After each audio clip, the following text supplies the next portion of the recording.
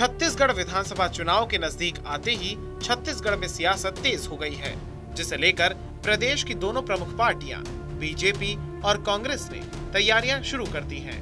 अब 14 नवंबर को आरएसएस प्रमुख मोहन भागवत छत्तीसगढ़ के सरगुजा संभाग के दौरे पर आने वाले हैं।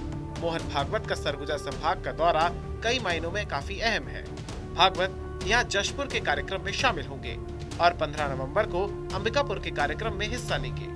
पिछले 2 महीने में भागवत दूसरी बार छत्तीसगढ़ पहुंच रहे हैं। उनके आगमन को देखते हुए जिला पुलिस ने सुरक्षा के पुख्ता इंतजाम किए हैं। जशपुर में मोहन भागवत जनजातीय गौरव दिवस पर एक विशाल जनसभा को संबोधित करेंगे। इस कार्यक्रम में लगभग 50,000 से ज्यादा लोगों के शामिल होने की संभावना है। मिली जानकारी के मुताबिक भागवत कार्यक्रम के माध्यम से मतांतरण के खिलाफ कड़ा संदेश देंगे। इसके साथ ही वो दिलीप सिंह जूदेव की प्रतिमा का अनावरण करेंगे।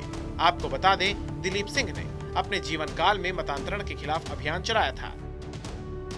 राजनीतिक गलियारों में चर्चा है कि आरएसएस प्रमुख का छत्तीसगढ़ दौरा कुछ खास मायनों में अहम होगा। पहली वजह यह है कि सरगुजा में संघ अपनी शाखाओं का विस्तार करने की कोशिश करेगा, क्योंकि 2025 में संघ के 100 साल पूरे होने वाले हैं। ऐसे में संघ की ये भी कोशिश है कि 100 साल पूरा होने तक छत्तीसगढ़ के खासकर आदिवासी इलाके सरगुजा और बस्तर में उसका विस्तार हो सके।